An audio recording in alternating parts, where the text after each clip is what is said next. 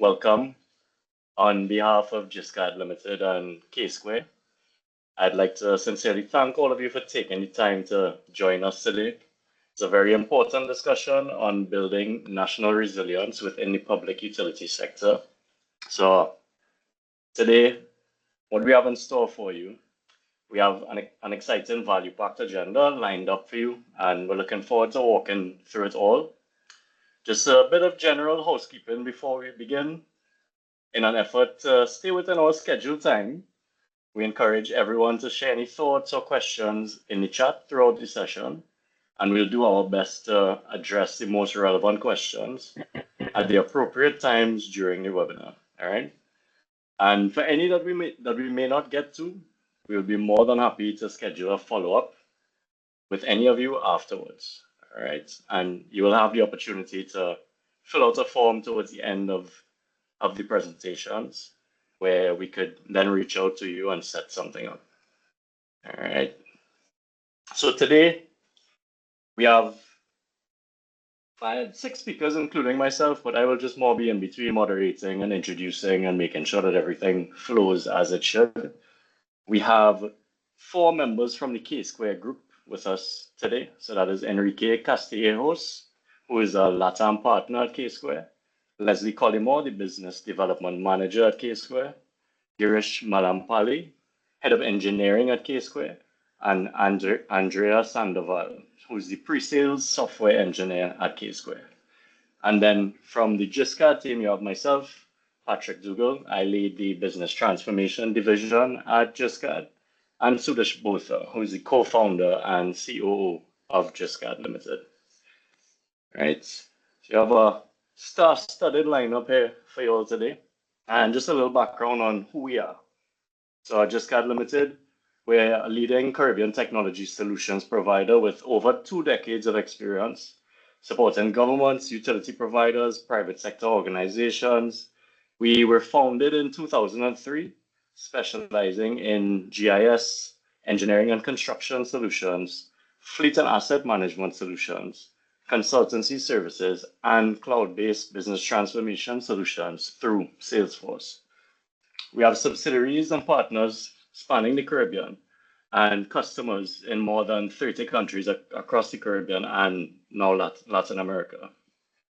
We combine deep regional knowledge with globally recognized technologies from leading partners throughout the world, such as Salesforce, Autodesk, Geotab, and Dell, where we help organizations improve operational efficiency, strengthen resilience, and drive digital transformation through data-driven decision-making and connected technologies. A little bit about the Ksquare Group, who will also be joining us today. They are a global consulting and software services firm established in 2014 and headquartered in Irving, Texas, with a team of 420 plus professionals operating across 5 global engineering centers.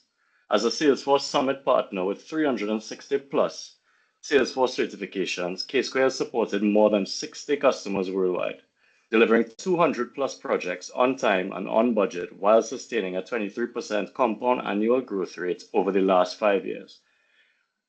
Ksquare partners with organizations to accelerate AI-native transformation by designing highly operable, assured, and precise solutions that move enterprises from pilots to scalable operating models that drive measurable growth, profitability, customer experience, and trust.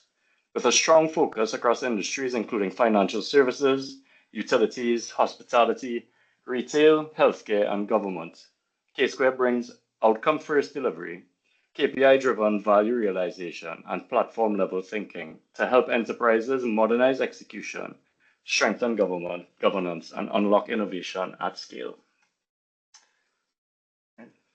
So first up today, to get this ball really rolling, that was a little bit of the intros, but now we have the Caribbean reality, which will be spearheaded by Mr. Leslie Collymore. So just to give you a little background on who Leslie is, besides being the most popular man in St. Lucia, I learned the other day when I went and visited with him.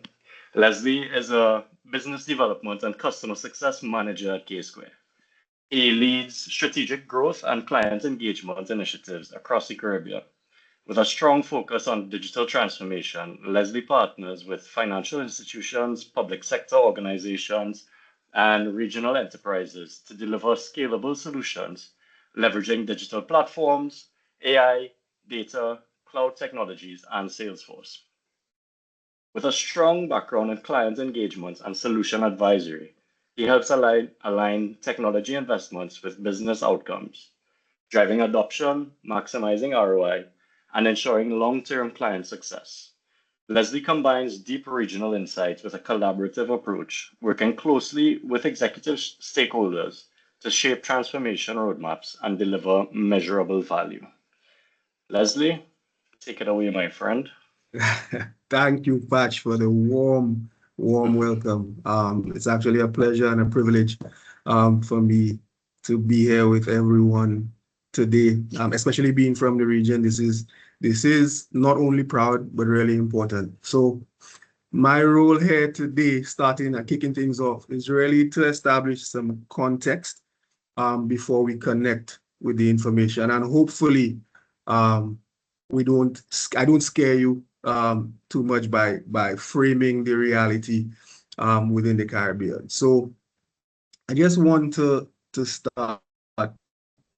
The Caribbean, we who live, work, and play here, we are aware that these are not rare events. They're part of our environment.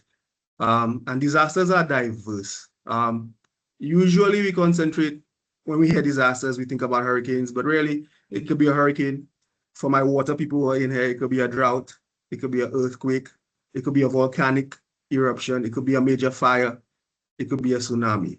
So at this point, this session is meant to be interactive. So let us know in the chat if anybody here has lived or worked through a natural disaster, and you can just drop it in the chat if you have. So at this point, I'm going to turn off my camera so that you can concentrate on the content a little bit more. Okay, so things change about how we think about resilience. It's not just emergency planning, really it's operational design. So the old thinking is respond when a disaster happens, but the new reality now is how we build systems, assuming that disruption will happen. In the Caribbean, we already know it's not a matter of if, but really when. And you will realize that I mentioned that disasters are structural risk, which means that they're predictable. It's recurring. These are not isolated events. They've been happening over time. And so the thinking is now that resilience must be embedded in our infrastructure, in our operations, and importantly, in our governance. So let me quantify basically why that shift is not optional. So as you can see on the screen here, the Caribbean is one of the most disaster-exposed regions globally. It's the second most actually in the world. We've seen 1,500 disasters since the year 2000, impacting 24 million people and costing hundreds and thousands of lives. That may not seem like a lot globally, but for us small island developing states, it is a significant number. So this is not just one-off volatility, that's a pattern. And resilience is now a core operating requirement, not a contingency plan. I'm sure everyone here, part of your organization over the last 10 to 15 years, there's been a large push in the Caribbean to focus on resilience. And so we hear that all of the time, especially as small island developing states. So for example, after Maria in 2017, the entire electricity grid was wiped out. This was not just a failure, it was a catastrophic reset of national operations. I actually went over shortly after Hurricane Maria in Dominica, and I have never seen anything like it. The bark of all of the trees and the leaves were gone. There were no birds, it was quiet. So that type of catastrophic level event requires not just a contingency or backup plan. It really requires an operating requirement embedded into your daily operations as businesses. Power, water, telecom, They're not services, they are really societal enablers. And when these critical core utility systems are impacted, the effect goes far beyond outages. So let's talk about utility disruption and why that equals national disruption. When utilities fail, economies slow down. They more than slow down, they stall. Service outages cause immediate disruption. Very rarely, I mean, we have some of the best power utility companies in the Caribbean. However, strange enough, within the last month in St. Lucia, the power company, there were two complete island-wide blackouts within 6 weeks. And that caused immediate disruption, and that caused loss of business activity. St. Lucia is a tourist destination, much like most of the region. And of course, there's economic contraction that's tied to that. That also increases public debt. And how do you recover those costs? Reduce investor confidence, long-term impact. People are looking at the region and saying, listen, are these countries in the Caribbean region, are they structured resiliently so that they can bounce back quickly after a catastrophic event? So GDP, we hear that all of the time. Storm losses can impact up to 17% of GDP in a single event. During a hurricane season, especially if you have an active one, you may have at least 8 high-level storms. So you can understand the impact that this can have on a small country. I see we have a lot of people from the Bahamas here. So I want to mention Dorian. I'm sure most of you have experienced Dorian. So the biggest issue wasn't infrastructural damage. It was the inability to sustain economic activity for months. So when utilities go down, tourism stops, financial services slow, government operations are disrupted. So utilities are the economic backbone, especially in tourism-driven economies. So let's look at how the impact of disasters, it's accelerating. So the intensity and impact of disasters are accelerating across 3 main dimensions: the economic, infrastructure, and social dimensions.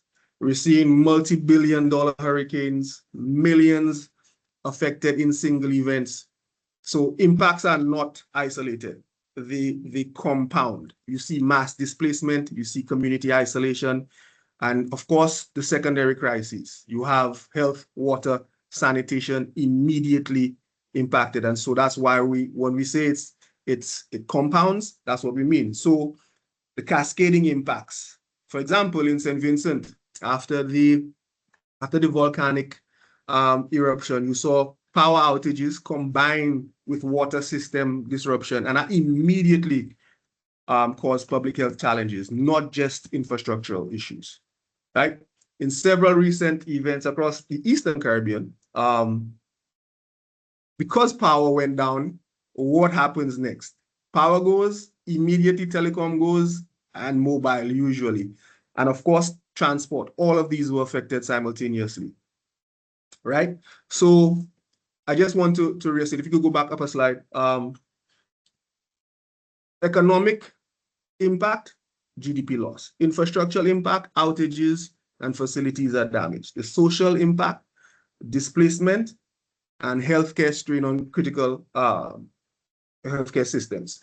So now we're going to see exactly why utilities are the center of national recovery, right? So I want to reframe this. Utilities are not just a part of recovery, they enable recovery. For example, healthcare depends on power, communication depends on telecom, economic activity depends on utilities as a whole. And very importantly, I can't see who signed up, but at the core, utilities are the core of the emergency response. So your ministries and your departments of infrastructure, your national emergency management entities, your Red Crosses, all of these depend on utilities for resilient response. Without utilities, no sector recovers. So that follows when we speak of resilience, that follows a central hub model. So utilities connect healthcare, transport, telecom, water, essential services. So there's a dependency chain logic here. So there's sequencing and depends on utility restoration. So for example, in 2017, I was the consulting head at the St. Lucia and Seaport Authority, responsible for business development and marketing. And one of the issues that we had, it was very difficult to get aggregated data so that we can make an informed decision whether we can open up the airports and open up the seaports. So I say this to give a tangible example as to why utilities are the backbone of recovery. So framing it this way, we have to understand that leaders today in the industry are operating under increased complexity. So let's look at what are the pillars of that complexity. Leaders are you're not just operators. You don't operate in silos. You're crisis managers, you're communicators, and most importantly, you are accountability owners. And these three pressure points are operational. You need to restore fast. Accountability, you need to be able to report in real time, not after the event. And critically, at the national level to your government, but also to your citizens, you need to be able to communicate transparently. So governments, and I want to stick a pin here, governments expect instant updates. You, as leaders in your respective utilities in the Caribbean, you're under immense pressure. Let's make no mistake about it. Not just to restore service, but to communicate in real time. And you know, as Caribbean people, one of the first things that we do, we may not have power, but we'll find some way to jump on social media and complain and criticize and show video and show pictures as to the situation on the ground. Customers expect transparency. We've seen this. Updates via WhatsApp. They want social media, call centers. They want information accurately and quickly, sometimes faster than utilities can physically respond on the ground. So I say all of this to say trust equals speed and transparency. So around utilities, there's high customer visibility plus a small population. That is a formula for high scrutiny. So you need to be able to stay on top of the game. Trust is an operational output here. So I say all of this, but we understand with limited resources, utilities are not set up to meet these demands. So what does that look like? Why most utilities struggle today? The biggest risk today is really not infrastructure, and this is why we're here today. It's fragmented systems, siloed systems, assets, outages, customers is disconnected. Across the region, asset data sits in one system, outage management in another system, and customer communication, that's 4 or 5 other touch points. Also, a lot of entities and organizations in the region still update their systems manually, and that opens you up to delays and errors. So during a storm, leaders like yourselves are piecing information together manually from siloed systems via phone call, WhatsApp messages, spreadsheets, handwritten notes. Trust me, I've seen it, I've lived it, I've been there. So all of that creates the perfect storm, pun intended, of limited executive visibility. And the delay in visibility translates directly into delayed decisions. So really, in a crisis, lack of visibility becomes leadership risk for you. Leaders cannot make real-time decisions without unified data. So the model has to fundamentally change. So, and what does that change mean, and what does it look like? So really, we need to move from the old model. We need to move from being reactive to resilience by design. The most important decisions are made before any disaster happens, not during the disaster, right? The old model, reactive, delayed, disconnected. Traditionally, you know, most utilities mobilize crews after a disaster. But a new model based on data-driven decision-making, it needs to be proactive, real-time, unified. The leading organizations now in the Caribbean are pre-positioning their crews, prioritizing their assets, and planning scenarios before impact. So resilience, I say all of this to say resilience is designed, not improvised, right? So what does a resilience first organization look like in 2026 and beyond? So resilience first organizations say a few key defining characteristics. A unified view of assets, crews, and customers. The organizations that recover the fastest in the Caribbean are the ones that have a unified view, knowing exactly which assets are impacted, which crews are available, and which customers are affected. Real-time operational intelligence. That is key. Faster data-driven decisions. And I want to say this last point here is extremely critical. Coordinated stakeholder communication. We've seen a shift towards coordinated communication. Governments, emergency management agencies, utilities are all working from centralized data. I mentioned before, working at the St. Lucia Air and Seaport Authority, I had no access to any kind of unified data to make a decision. And so I was unable to do so, right? So the single source of truth across operations is really, really important for us, right? Live data, insights, and decisions. The shift from responding to disasters to operating through them. And this is where technology becomes the enabler, which we'll now explore. So I know I've said a lot, I've shared a lot. I will now hand back over to Patrick so that he can introduce our next speaker. Thank you very much for your time and attention, everyone. Thank you for that, Leslie. That was very well put. It's nice to hear your point of view on everything coming from a St. Lucia wrapped context as well. And next up, actually, I don't know, actually, let me see if I have a second. There was one question that came up that I wanted to ask you, Leslie. So why would you say that resilience is now becoming a board level conversation rather than just an operational concern? And what's the difference now? Thanks for that, Patrick, but at the same time, no thank you for putting me on this spot. But that's a great question. That's what I do. I think that from move to the board level because the impact of disruption is existential, really. At a functional level, yes, resilience is used. It sits with operations when it was restoring service quickly after an outage. But now we're seeing in the Caribbean context, when utilities are disrupted, the consequences extend far beyond operations. It directly impacts national economic stability. It affects the government's credibility and public trust. It influences investor confidence.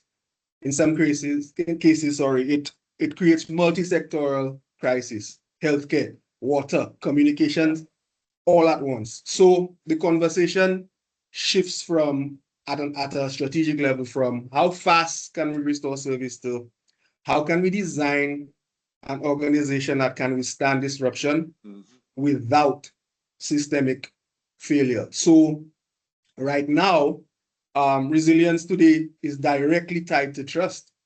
Customers, governments, stakeholders expect transparency. So boards are now asking, hey, do we have visibility? Do we have coordination? Can we make decisions in real time? If that's a no, that's not just an operational gap, that's leadership and governance at risk. So to answer all your question, really, that's why resilience and using technology to build resilience is a leadership paradigm and a leadership question, and it needs to have that level of prominence in any organization. Definitely. Thank you. Thanks for sharing your 2 cents on that. Next up, I'd like to introduce Suresh Botha. So he's the co-founder and COO of the GISCAD Group.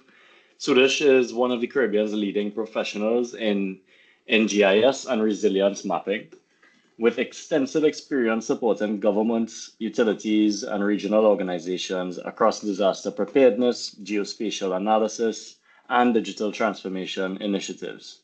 He has contributed to national spatial development strategies, humanitarian mapping efforts with Map Action following disasters such as Hurricane Matthew in Haiti, and continues to lead the delivery of GIS, digital twin, UAS, and operational technology solutions throughout the Caribbean. So without further ado, I will hand over to you, Mr. Suresh Botha.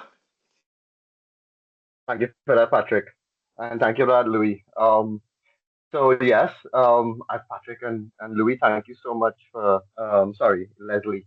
Thank you so much for segueing so neatly into my presentation. You really teed it up well with respect to what we're going to talk about. Now, as Patrick mentioned, um, I am very much involved in geographic information system, data mining, UAS solutions, policy documents, procedures, especially revolving around sustainable development and issues surrounding resilience. Of course, that plays a big part in it. So my background is geographic information systems, civil engineering, and project management. But I'm not going to wear that hat today. I'm not going to wear the Just Gun hat today. I'm going to wear the Map Action hat today. So a little bit about Map Action for those of you that may not be familiar. I'm seeing some names that I know would be familiar with Map Action. Map Action is essentially an NGO, NPO, globally recognized in supporting disaster response. They've responded to hundreds of disasters worldwide in the last decade. The organization as a whole is over 30 years old, um, and in some form or fashion has existed for that period. So over that time, they've really positioned themselves not as a entity that will go out there, you know, pulling people out of rubble or responding with, shelter and medical supplies, but the backbone IT infrastructure support agency that will provide the information and the data analytics to support recovery efforts. So we're the guys that would feed the information to the SARS teams, search and rescue teams. We're the guys that would feed the information to the forward-facing command centers and then tell them, who needs what, where, and when. And I'm so glad to see that there's a strong Bahamian contingent in the room because, some of the examples that we're going to be pulling is actually some disasters that happened in Bahamas, with respect to Dorian. So, like, you could probably jump to the next slide. Ah, Patrick, thank you. So we're going to go look at this in a storyboarded fashion, and we're going to move fairly quickly, but at the same time, it's designed to give you guys an appreciation of what you really need to do to build resilience. We're talking about resilience. We're talking about being proactive with reactive, right?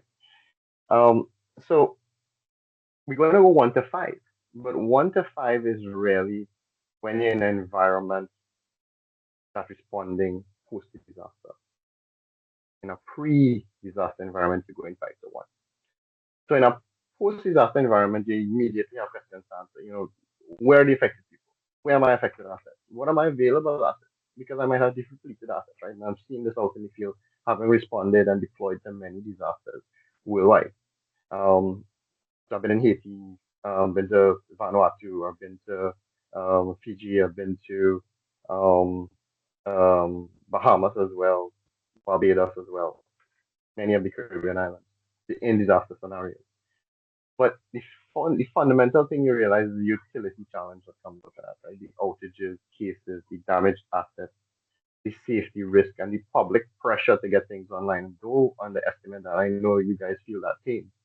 But the CRM role in every one of those environments are becoming more and more critical because they now become the central data repository where you can have those pre-positioned data sets to respond effectively and quickly in disaster scenarios. And you see the value of that and the value of not having it for the going forward in this presentation. And then of course you have to have policies. You have to have policies around data management, standardization, You're going to have, I'm just going to kill my camera, guys. Data management, data governance policies, response standards, response timing standards. I mean, something that Leslie mentioned earlier in terms of stakeholder engagement. Stakeholder engagements don't necessarily extend to the downstream. Your stakeholder engagement goes upstream. Who are your suppliers? Who you do work with? What support can they provide?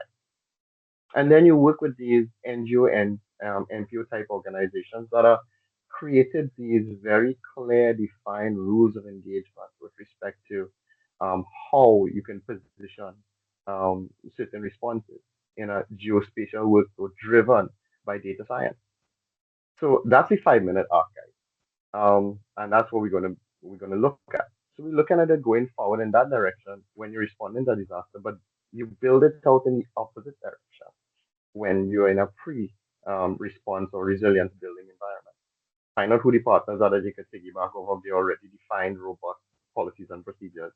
Internally, see what you need, define your data, what data you need, and we'll talk about the golden rule. Determine what environment you need to work with. CRMs obviously will lend itself to these types of critical decision making processes. And as a utility, where do we need to get all of those things sorted and maintained?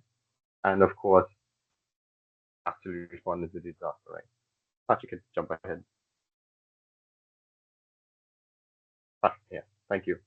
So, in a core disaster response question, it's spatial, right? But it's also operational. And we're talking about map action because that's the hat I'm wearing. But the model starts with the question every responder cell must answer. And you guys, as utilities, time and time again, will know that you guys are part of that first responder teams. Where are the affected people? Where the need? Where the vulnerable shelters, medical supplies, the demand? You've probably heard about a who, what, where map. I've been in situations where you get sit reps or situational reports, where you do something called a RNAP, which is a rapid need assessment, tracking model. That's people going out in the field to find out who needs what. And then you'll get these things coming across in a command center. And you'll get a message saying, oh, this community, all the roofs have been blown off. We need, mattresses. And there's several different responding agencies, and I will go out if it's not coordinated, and I've seen it happen, where Red Cross will respond, and FAO will respond, and Save the Children will respond, and UNDP will respond, and UNDAC will respond, and SEDIMA will respond. And what happened? They requested 50 mattresses, 500 gonna turn up. But if there is that coordinated approach in a centralized data-rich environment, then we'll know, okay, guys, we good with the mattresses. You guys have other resources that you could bring to bear. Water. We need medical supplies. Can we now coordinate with the utilities to see which vehicles are going into those regions or any other vehicles going into that region? So I could put my supplies onto your vehicle as well. So I could get those mattresses or whatever shelter support I need. But you might have space where I could fit some food. I could fit some ration packs, some water, a cleaning station, a water cleaning center station that could be mounted on site. That is how, and those things now, and I'll show you how we've done it in the past, built in data-rich CRM environment. And a big part of that is, of course, figuring out, what's the methodology I get in the stuff for the locations, the road, port, the airport, and keeping your people safe.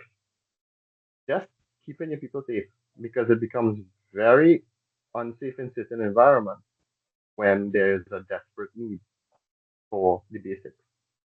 So utility is the same question translate, right? Affected customers, critical facilities. What do I need to bring back up immediately? Where are my damaged assets? What limited resources I now have in place that I could respond to in a triaged environment? Next slide.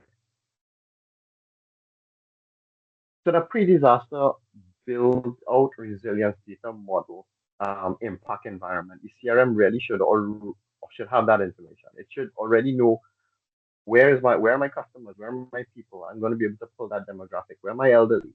Where are my families that have large amount of kids? Figure out your dependency, because in those environments you don't have the time or the luxury of time to figure those things out, and you have to deal with situations where you may have resources pre-positioned, like I've seen many times, saying, okay, we're going to use those resources post disaster, and post disaster those resources no longer there. the warehouse that stuff was in wiped out. The 3 vehicles that you had positioned with a workforce team to respond to bringing up infrastructure, those vehicles no longer there. Those people worrying about getting back home because their family roof is missing. These are actual situations. So you now have to pivot. And the best way you could do that is to have as much pre-planned policies and procedures in place on how to deal with situations, as well as having the information available so that you could effectively get to the situations that need the most help or the prioritized situations with the limited resources that you have now in place and identifying where those resources are. So the resilience policy should specifically should specify, a minimum data set. I mentioned something called the golden rule. Every utility has their own golden rule. Every entity would have their own golden rule. The golden rule is essentially what are the minimum amount of attribute information I need to respond to my mandate in a disaster response environment that comes from building your resilience, right? You will have a different golden rule for that in terms of what their asset base and their response is going to be. Water authorities different. And if you want to extend it beyond that, the SAR teams would have a different golden rule, right? So no two golden rules would generally be the same, but you have to define your golden rule and then manage it with data governance and update cadence. The data can't be so dated that it is not relevant. And I've seen that also in these environments. And then you train the hell out of the people building the policies with that backend data um, repository and supporting a response on a spatial environment response um, to disaster response. Next slide. Thanks. So it really follows specific steps, right? A single cloud platform linking incoming reports, mapping, dispatch, customers, updates. And I don't know if you guys realize that the maps that we've been showing is actual maps of damage done in Dorian, responses in Dorian. And I'll give you a little Haiti story as well. But in taking the information, and this is again from the sit reps and the RNAs and what's going on in the field, triaging limited resources. Where do I prioritize my resources based on where the critical need is, built off of my data that I'm pulling from my CRM? Where is my demographic? Where do people need it most? Spotting that information and then pushing those resources out. Dispatching in the form of work orders, again facilitated in a CRM environment. Communication, managing customer expectations. These people need, in 9 times out of 10, you'll see one of the first things that get overwhelmed in disaster response. Whatever is limited communication as available, blocked out, locked down. And even the responders can't get access to that, right? Because everyone wants to either find out about loved ones or they want to let everybody else know they're okay. So that is big consideration, big issues that you deal with. It's less and less because of satellite solutions that are available now that become free in disaster response environment. But it's not by no means a fix to that issue. But you always want to manage that customer expectation. You always want to, as much as possible, get information out there saying, guys, we come in with help. All right, just hold on. Because what we have in environments where you don't share that information with customers, you're going to get anxiety with the customer, they're going to get upset. And then what happens is sometimes where they are grouped together in shelter environments, they say, look, no help coming, and they will do their own thing. And when you get to shelter areas where you think you have 200 people, it have 10 because everybody just dispersed and start to do their own thing. Lack of information, right? You have to have that communication always available. Measuring, of course, you constantly measure and create that loop. Next slide. I know we're a little short on time, so I'm going to be flying through some of these. Again, you're in a GIS environment. You want to spatially enable all the solutions that are available to you, the CRM record, the impact layer will be the spatial component of who is affected and by how much. We're talking about triaging based on priority, limited resources, and managing execution of those orders and measuring those outcomes. So the practical utility example is really the outage case clustering, critical customer prioritization, and safeguarding your crew. We talked about that. Vendor mobilization, we talked about making sure that you engage all your stakeholders, not just the downstream ones, and the customer messages and your regulatory dashboard. Patrick, next slide.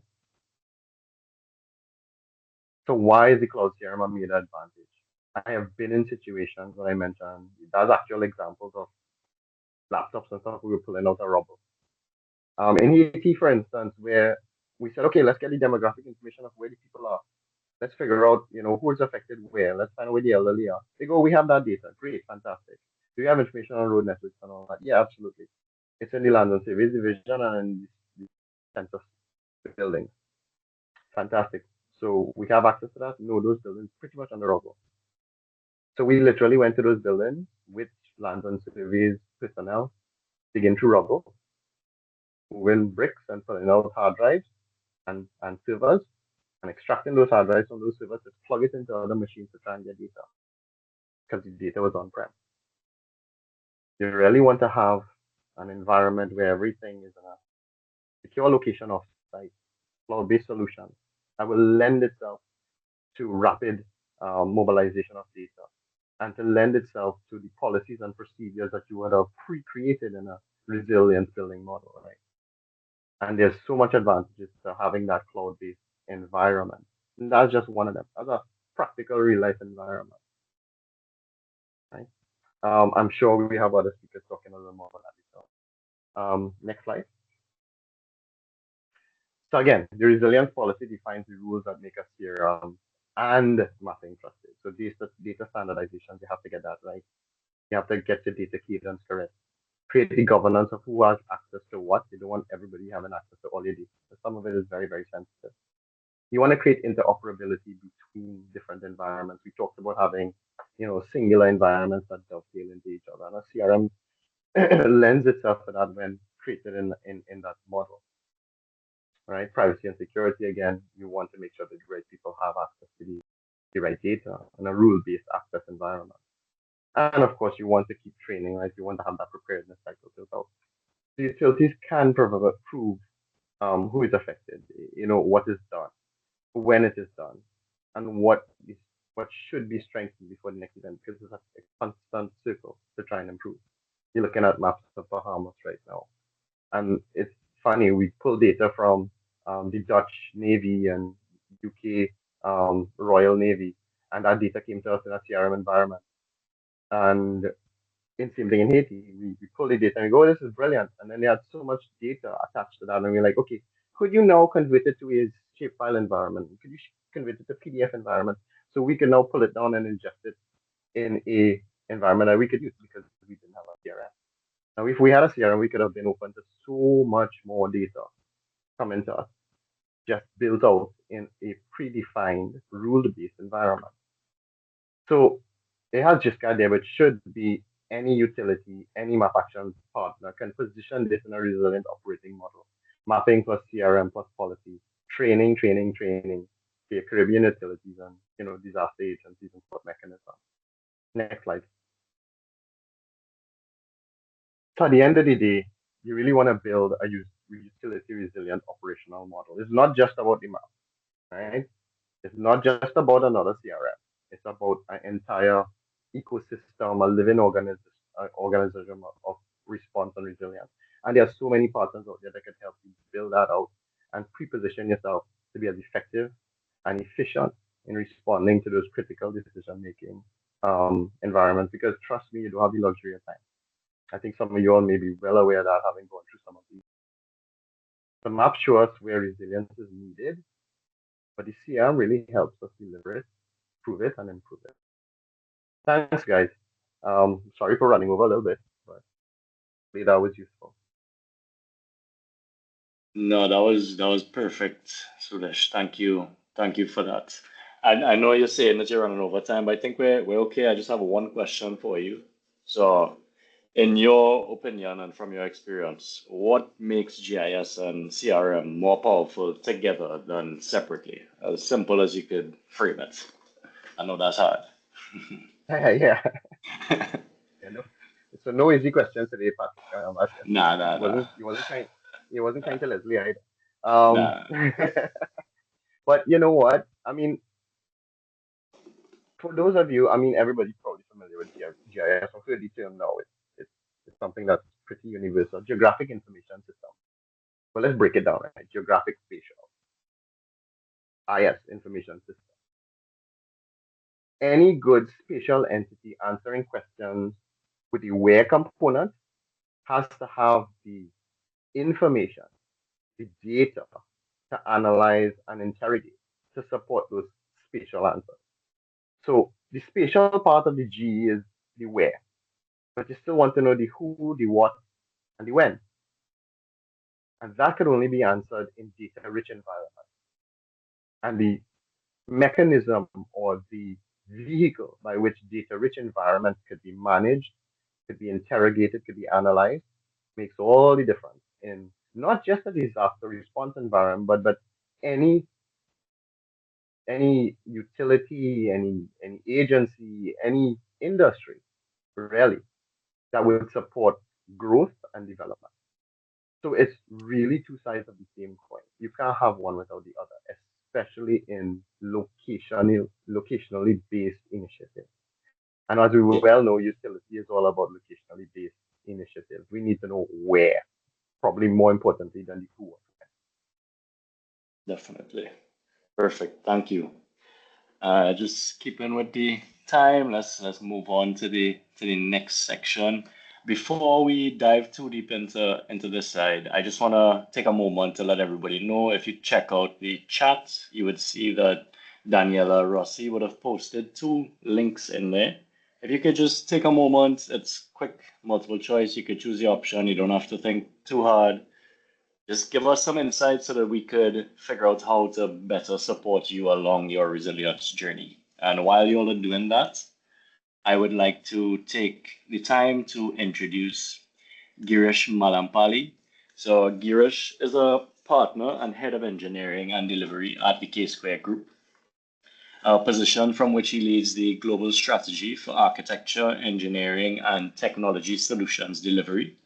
With nearly 9 years of experience at the firm, Girish brings a solid background as Director and VP of Architecture, specializing in digital transformation, complex integrations via MuleSoft, and cloud migrations with AWS and Azure. His technical profile combines deep expertise in technologies such as Java and Python, automation engineering, advanced data analytics, and the design of machine learning and deep learning models.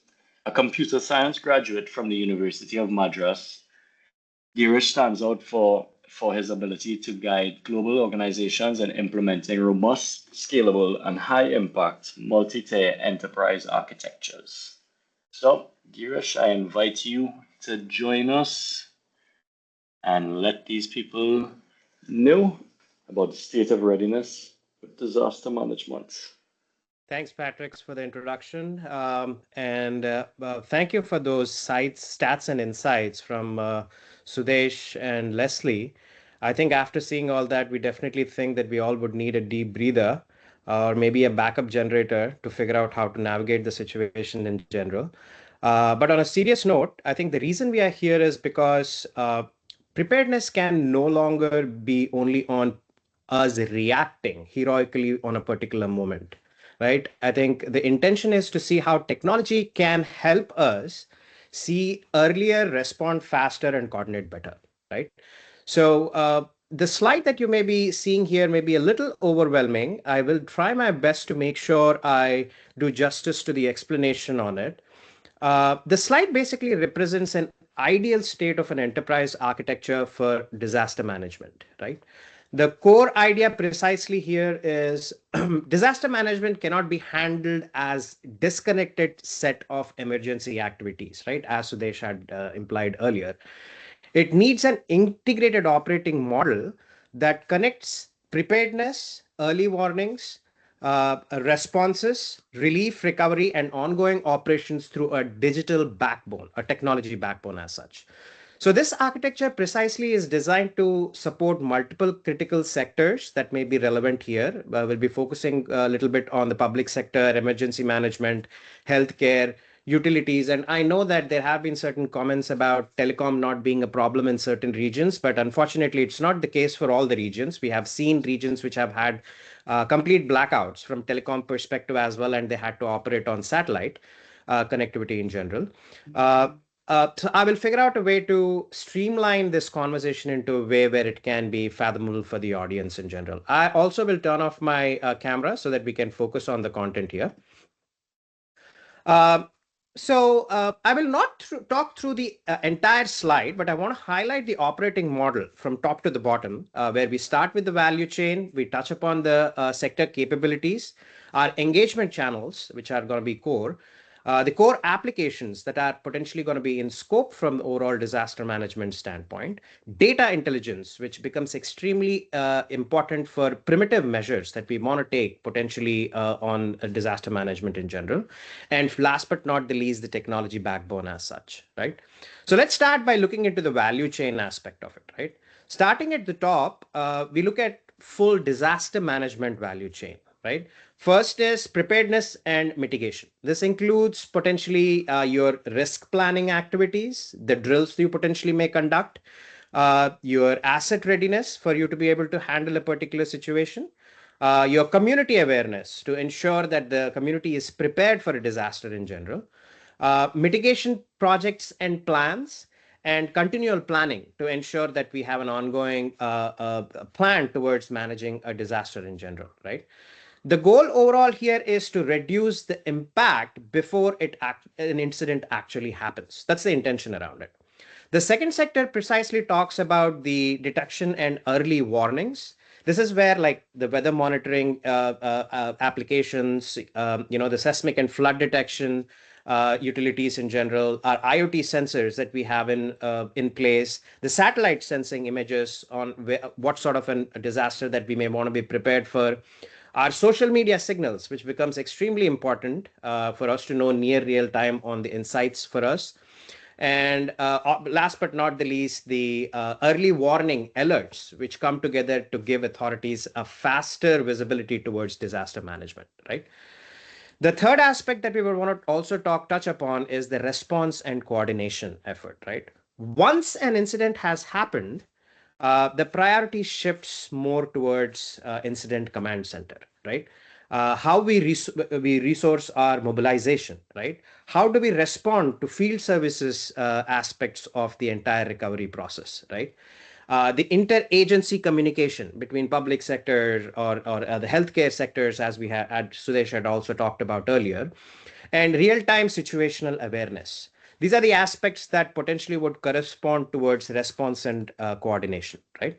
Now, the process also talks about relief and recovery. This precisely covers our distribution, shelter, and evacuation management, our infrastructure restoration, damage asset management, claims, and rehabilitations in general.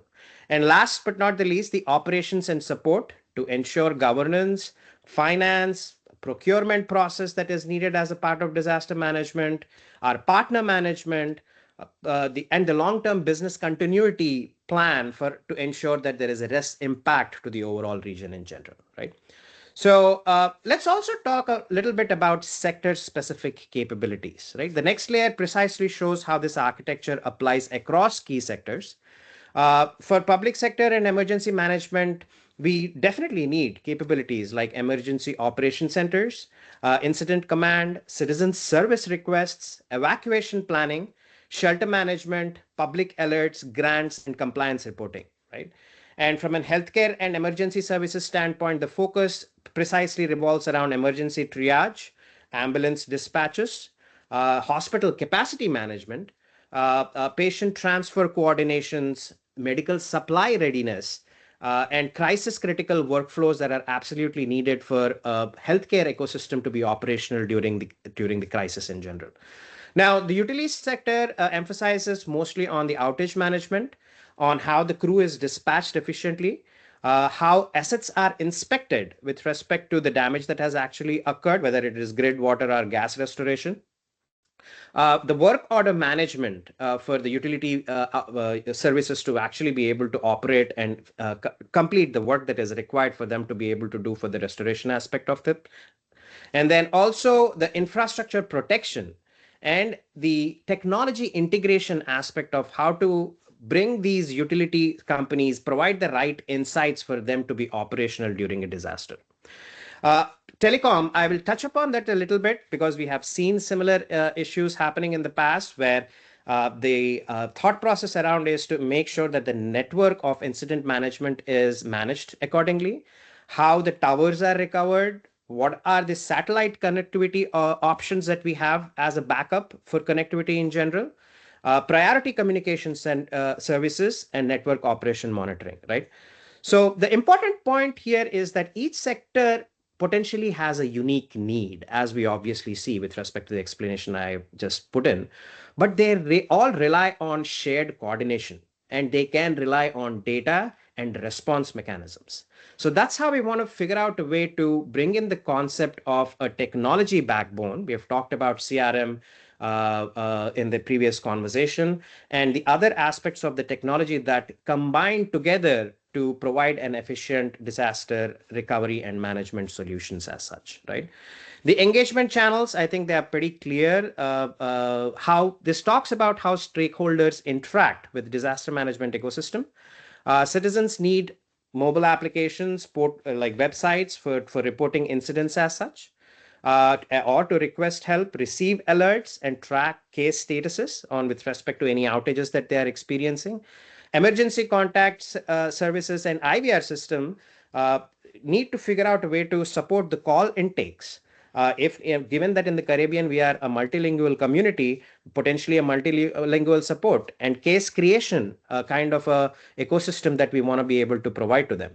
Field service responders need applications with offline first access, because if there is no connectivity, we need to figure out a way how these systems can actually still operate out offline with low bandwidth, because satellite connectivity cannot always be high bandwidth in general, and how to manage the checklists, the GPS, and the damage capture of the data during the response that the field service agents are actually doing, right? Now, from the command center perspective, command center definitely needs a near real-time dashboards for them to get the right analytical insights with respect to recovery, right? The resource views becomes extremely important. Incident tracking for command center becomes extremely important on how soon they were able to restore a particular damage in general and make the region operational. And obviously executive briefings, because people are looking for insights with respect to where the operation is at a given point of time, right? Now, there are a lot of partners and agencies that come together during this restoration process as well. They also need aspects like coordination with respect to hospitals, coordination with utility services, telecom providers, NGOs, vendors, and volunteers, to bring them all together to collaborate and work towards the restoration aspect of it, right? Now, most of the public alerting channels, we want to make sure that we call it out that, we have various ways of notifying our audience, whether they are through social media channels, SMSs, radios, TV, sirens, or cell broadcast. The intention is to ensure that the communication reaches to the people even under difficult conditions, right? Now, the next is the most important aspect of the entire architectural representation, on where we talk about our core applications and data intelligence, right? The center of the architecture here stands where we talked about shared applications and data layer. So this becomes the backbone of the entire architecture overall. At an application level, we need utilities like, as discussed, service and case management, field service dispatch, and emergency operations. We've talked about GIS mapping as well historically, and Sudesh had mentioned about it. And asset and workload management, healthcare operations, supply chain, finance, and communication. So there are various aspects that come into the picture that need to be in line to ensure that there is an efficient architecture for us to be able to create applications that can support disaster management, right? So these systems that allow these agencies to move, the intention for these systems are actually to allow the agencies to move from manual coordination to more structured, accountable operations as such, which is trackable as well, right? Below, where you see the data and the intelligence layer, this is where we potentially have structured, unstructured data. We can have IoT telemetry data. We talked about geospatial data earlier. and how we can enable an AI knowledge-based and master data to provide the right analytical insights for operational outcome for the entire effort.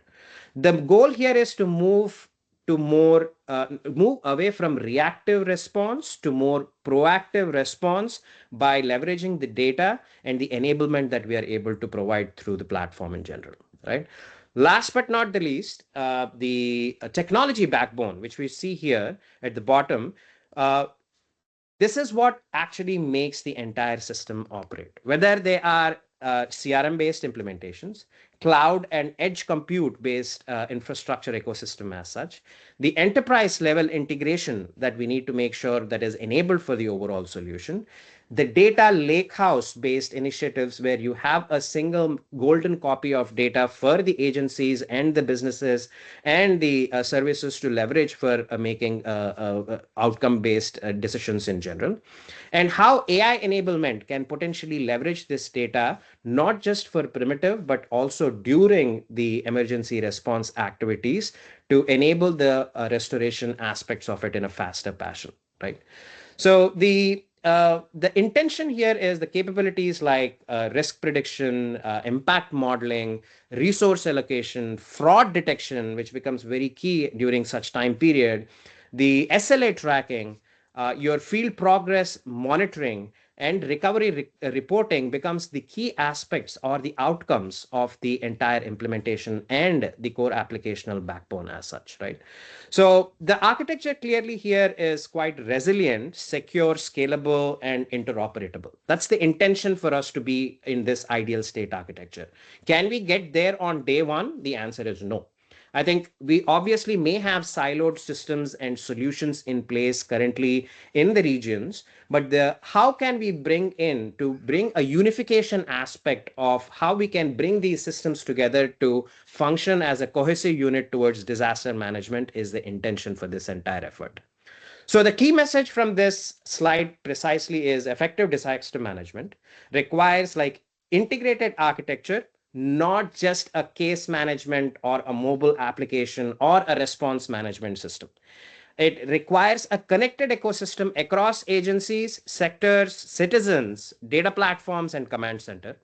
And with this ideal state, the intention is for the governments and the critical service providers can be prepared, accelerate their response, coordinate recovery, and provide better transparency and service to the citizens during the moment that matters the most.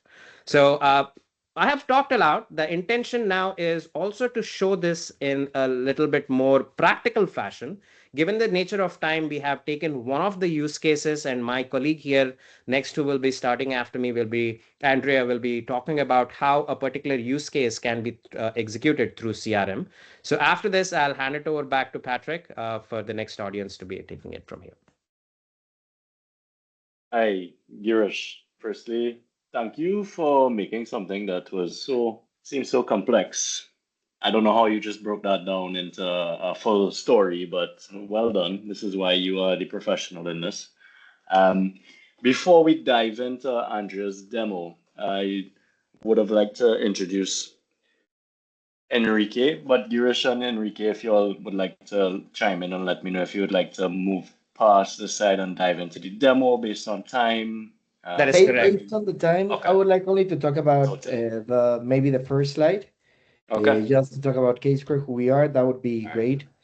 No problem. Thank you, Go for Patrick, it. and thank you, everyone. Just to give that vision. Yeah. So before we move into that deeper discussion, I'm also going to turn my camera off, but here. Before we move into a deeper discussion of the demo, I would like to briefly introduce you guys to who the Ksquare Group is and the role that we play as a technology partner. Ksquare is a global consultant firm that was founded in 2014 and has headquarters in Irving, Texas. Today, we operate with more than 450 team members across the 7 global engineering centers, which are Mexico, United States, Dominican Republic, St. Lucia, Guyana, Guatemala, and India, right? These delivery centers service customers in North America, Latin America, and the Caribbean. And one of the key differentiators of Ksquare is that we combine strong engineering capabilities with deep domain expertise. We spend around 15% of our team to research and development, which allows us to continuously evolve everything that we do, the capabilities around cloud, data, AI, automation, integration, and also the enterprise platforms. We have served more than 60 customers globally and delivered more than 200 projects on budget and on time. This experience has helped us build a strong delivery model that is supported by more than 460 certifications, at least only in Salesforce, across different technologies and domains. If we add all of the certifications that we have for all of the different partnerships, that would increase significantly. From a partner ecosystem perspective, Ksquare works with leading technology platforms such as Salesforce, MuleSoft, AWS, Azure, Google Cloud, Databricks, and Snowflake, so that while Salesforce is one of the strongest and most strategic practices and pillars, we are proud to be an agnostic technology partner that goes beyond a single platform. We help organizations design, implement, integrate, and operate complex technology ecosystems, and that is especially important for industries such as the government, utilities, healthcare, financial services, nonprofit, between others. And in these industries, the transformation requires more than just a CRM. It really requires a full integration of data, of cloud, different middlewares to connect all of the systems, AI, operational processes, and business adoption, everything working together as one. So the key message here is Ksquare is a technology partner with scale, with certifications, engineering talent, and delivery expertise. And we are here to support your enterprises, your specific use cases, transform across multiple industries and platforms. For this specific conversation, our experience is highly relevant for mission critical operations, especially where disaster recovery, field service execution, and customer communications need to work together. This is why Salesforce, utility cloud, field service, omnichannel capabilities, and AI organizations can connect customer data, assets, service points, outreach, work orders, crews, and communication channels into a unified operational model, which is what we're going to show in the next demo that our colleague Andrea is going to show you. This allows all of the companies or entities to respond faster during incidents, prioritize critical cases, dispatch the right field teams, keep customers informed through digital channels, and use artificial intelligence to summarize, classify, and recommend next actions with one platform. For Ksquare, the value is not only to implement Salesforce, it is helping organizations create a more resilient, intelligent, and connected service operation through the different Caribbean islands. I would say that that summarizes what I wanted to show in the next couple of slides. In the interest of time, Patrick, I think that we can proceed with the demo. Thanks for cutting down on your side. I don't mean to cut you guys short. No. We will be able to share some further information on Ksquare to everyone, so you will have it with you and available. And like I said, we would love to have a chat with each of you all individually, so you'll get that opportunity. But now moving on to the final part of the webinar, I'd like to introduce Andrea Sandoval, who has a distinguished track record in technology consulting and business analysis, having served as a solution architect at the Ksquare Group, holding 5 Salesforce certifications, including Salesforce AI Associate credential. Andrea specializes in the design and architecture of solutions focused on IT process planning, monitoring, and analysis. Her experience combines a strong analytical vision to translate business needs into efficient technical frameworks, enabling organizations to successfully adopt cloud tools and AI. Her professional approach stands out for guiding companies through their digital transformation using robust analysis methodologies that ensure stable, scalable implementations aligned with each business's strategic objectives. So, Angela, I invite you to take it away and let's get to this demo. Thank you so much, and thank you so much for the time and for being here. And what we're going to show today, it's a single focus journey. how an incident can move from early detection to classification, to coordinated field response, to technician execution, and finally to document service closure. We're intentionally limiting the demonstration to one use case because of time. However, the operating model behind it is scalable. The same capabilities can support multiple Sorry, use. Andre, you may want to share your screen for the Yeah, the screen is not showing, Andrea. yeah, Let me share my screen really quick. sure. Thanks.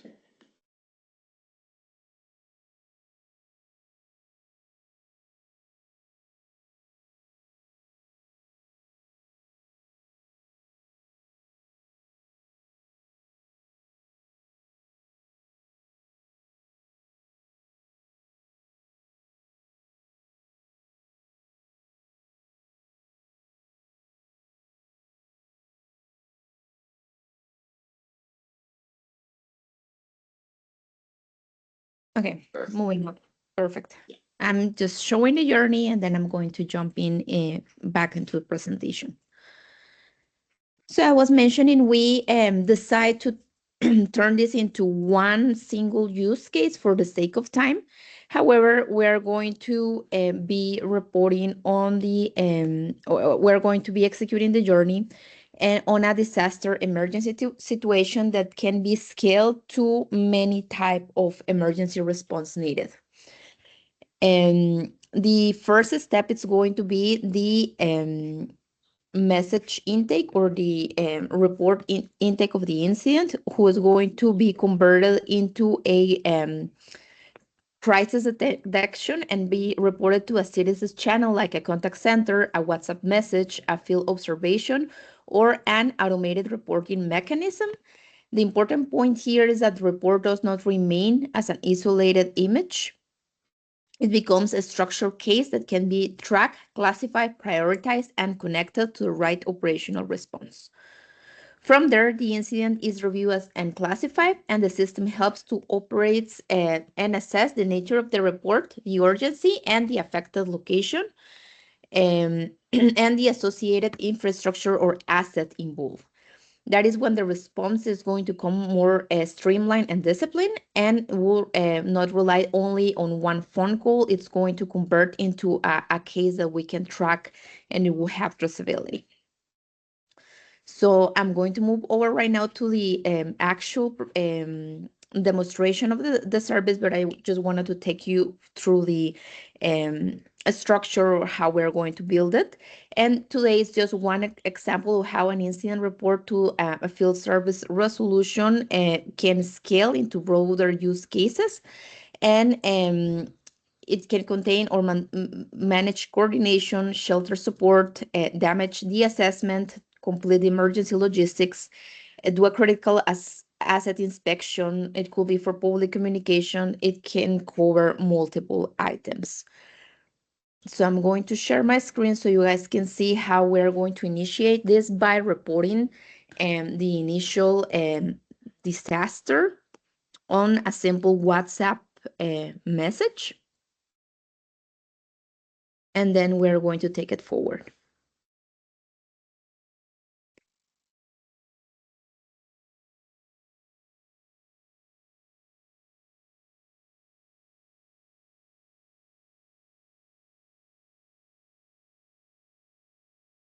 So for the sake of time, I already generated the conversation a few minutes ago, but as you are able to see here, we report this incident that it's consists on a power outage.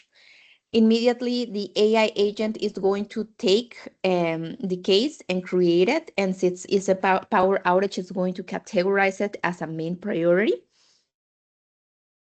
and it will immediately generate a case. Immediately see here, you're able to see that we generate the case.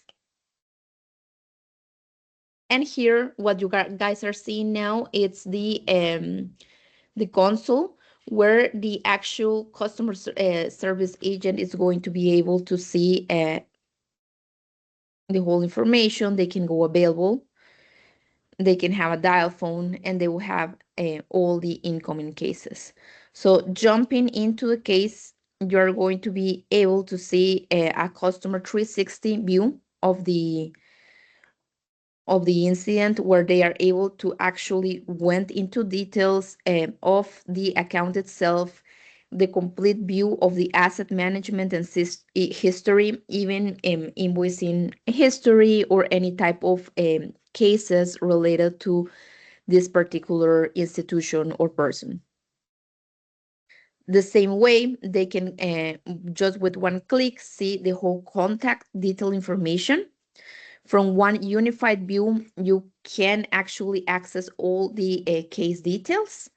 And just by hovering over related articles, your team can actually see how to triage and how to respond initially to emergencies. They can elaborate pretty detailed documents where they are able to have some resolution and some guidance on how to cover this type of disasters. And this type of documents can be elaborated as detailed as possible.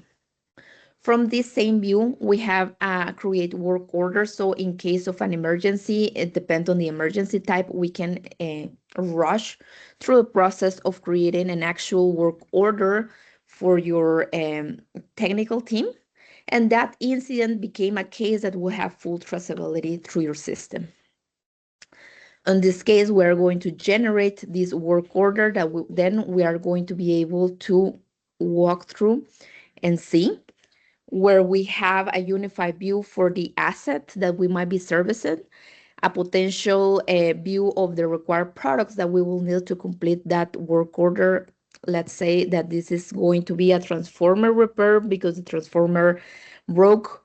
So this is where we're going to be able to see potential products that we will require to do so. And the service appointments, it might be multiple service appointment visit, because the magnitude of the disaster, it's too big, so we can go from just one service appointment to multiple. We can have a unified view of the most relevant items of the work order, and then have some guidance towards what are the first steps that you need to take in order to service this work order. In this case that we set up, since it's an emergency repair, we can set up as well for the technician to view what are the main steps to complete when arriving to the actual location. And that will be pretty simple for them to view and just cross-check once they arrive to the location itself. And the dispatcher or the person managing the emergency can actually prioritize and send people real time through this emergency dispatch console, where they can say this one, it's a priority. We're going to try to locate any technician that is on the area and try to dispatch this for immediate assistance. So in this case, we're going to go ahead and dispatch this emergency request to Paul, that is the person that is close to the area. And then I'm going to switch here for a second, where I can show you guys how the look from their actual mobile phone services will be looking at. So he's going to automatically get a notification, so he can actually start servicing this request. So I'm sharing my cell phone right now, and as you're able to see here, he got a notification that he got assigned into a field service request. And from a cell phone or a tablet, he can actually go in and open the app and see the service appointment that was assigned to him, or any type of service appointment. He just simply can go in and see the service appointment itself and access all the information. Let's say that they need to, or they're required to fill out any type of forms. In order to complete the service request, you can embed the forms from here, or you can actually add products that will be consumed into the actual service request. So let's say that we will need to have some connector cables or some fiber that can be chosen from here, and they will be able to see all sorts of details of the service request from here and a map on how to get into the place. Once they complete all the all of the appointments, they can just cross-check the steps that they need to complete in order to do so. They can contact the actual contact person, and they can go offline as well, and they can enter, even though they don't have any service, the steps and the required information of the work order and feed it into the system. And then once the system recovers signal, it's going to upload everything into the Salesforce core system.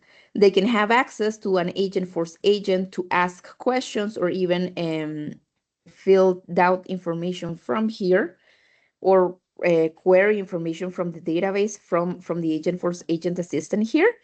And they can have multiple other actions, and they can even have, for instance, here we have this work plan as we were seeing on the main screen.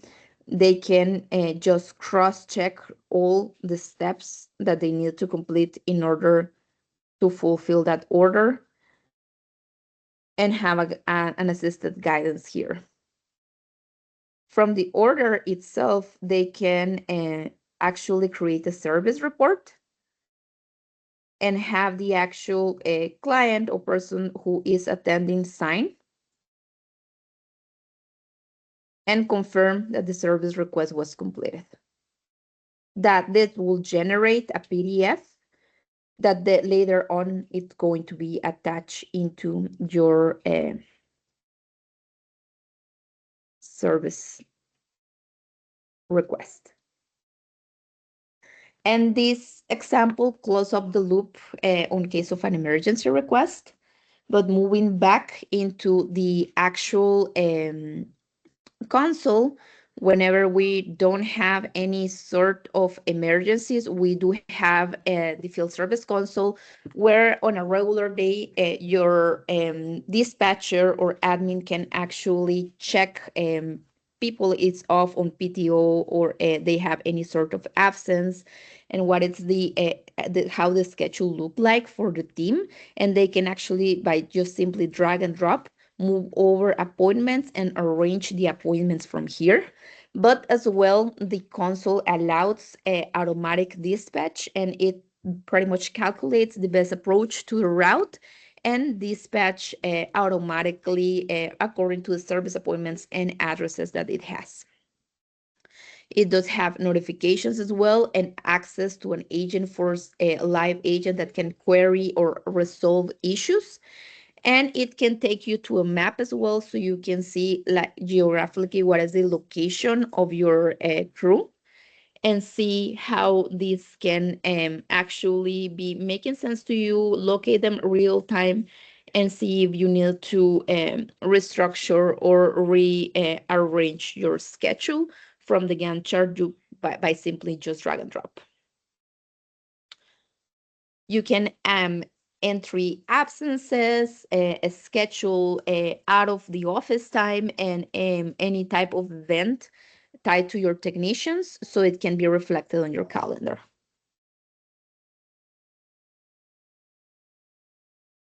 So what you saw here is not just a point solution for a single type of emergency. It's an operational model that you can use. One platform that handles incident intake for any type of channel, routes in the right and with the right team, connects field execution to case management, supports field technicians under pressure, and gives leadership real-time visibility for intake to closure. The same model that can handle the emergency can also handle your day-to-day field operations, as I'm showing right now on the screen, and your workforce scheduling, any type of documentation that you need to attach to your cases, or any post-event reporting that needs to be completed. And it scales whether you are managing a single utility or a regional multi-org agency. I'm really happy to share this brief demo of a really powerful tool that can be configured as your team needs. Thank you so much for your time.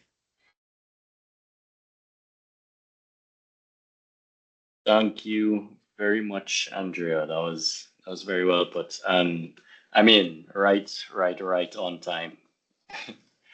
So I know we would have wanted to maybe touch on a couple extra things, but I would imagine many of you have a hard stop at 10:30. I mean at 12:30, sorry, which we are now approaching upon. So if there are any questions, anything that we did not touch on, did not answer, I invite you all, please take a little note of this QR code. Please scan it. Please put in your information, and we would love to have the opportunity to reconvene on a more personal, individual level. We would love to hear from you, hear your thoughts, answer any questions that you may have coming out of this. And all in all, we really hope that we added some value to you and your organization and your resilience journey. All right. We're here to help, we're here to support, and we're here to educate as much as we can on what solutions may be out there. And let's just try to work together to figure out how best we can create a resilient Caribbean. All right, so thank you, everyone. I think we can call that a day. We'll be in touch soon. Y'all take care. Thanks, Patrick. Thanks, team. Thanks, everyone. Thank you. Thank you all. Thank you, Patrick. Thank you, team.